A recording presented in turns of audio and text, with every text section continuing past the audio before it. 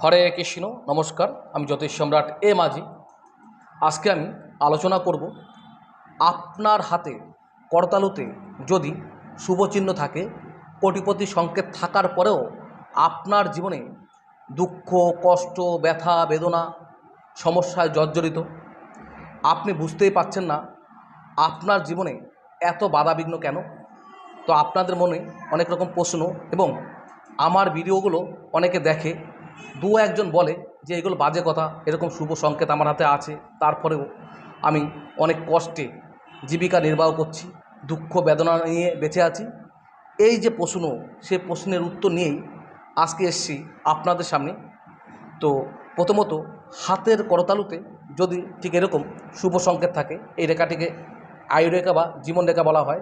এই আয়ুরেখা বা জীবন রেখার মধ্যে এরকম ত্রিভুজ চিহ্ন যদি থাকে, শুভ সংকেত, কোটিপতি সংকেত। মণিবন্ধনে এভাবে যদি এরকম একটি মৎস্য চিহ্ন অঙ্কিত হয়, এটা কোটিপতি সংকেত। এছাড়া এই রেখাটিকে মস্তক রেখা বা শিরোরেখা বলা হয়। এই মস্তক রেখা বা শিরোরেখার মধ্যে এরকম ত্রিভুজ চিহ্ন যদি অঙ্কিত হয়, বাড়ি গাড়ি মালিক হয়, সেখান থেকে প্রচুর অর্থ উপার্জন করে।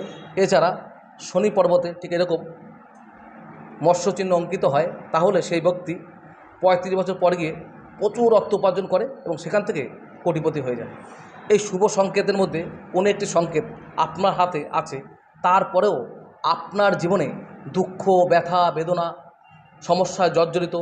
আপনি আমার ভিডিও দেখছেন, দেখার পরে বলছেন এইগুলো বাজে কথা, আমি অনেক সমস্যার মধ্যে আছি। এই জন্য আপনাদের সামনে এসছি।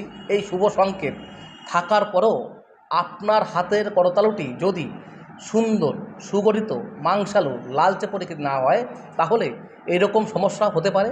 এছাড়া আপনার হাতের করতালুতে যদি এই রবির স্থানে তিল, জব, অশুভ চিহ্ন থাকে, তাহলে ওই জাতক বা জাতিকার কলঙ্ক, দাগ, বদনাম হয়। এমনকি এর ফলে তার কর্মজীবনে অনেক সমস্যা আসতে পারে। এছাড়া আপনার হাতের করতালুতে এই রাহুর স্থানে যদি ঠিক এরকম তিল, জব, অশুভ চিহ্ন থাকে, তাহলে গোপন শত্রু, কাছের শত্রু, ঘরের শত্রু দ্বারা ক্ষতি।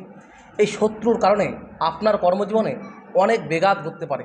এছাড়া আপনার হাতের করতালুতে যদি এই কনিষ্ঠাঙ্গুলের তৃতীয় পর্বে এরকম তিল, কালো জব চিহ্ন থাকে, তাহলে সেই ব্যক্তি সাময়িকের জন্য অর্থ উপার্জন করে, তারপরে সে ভিখারি হয়ে যায়। এর ফলে আপনাদের মনে অনেক রকম প্রশ্ন আসতে পারে, কেন আমাদের জীবনে এত সমস্যা।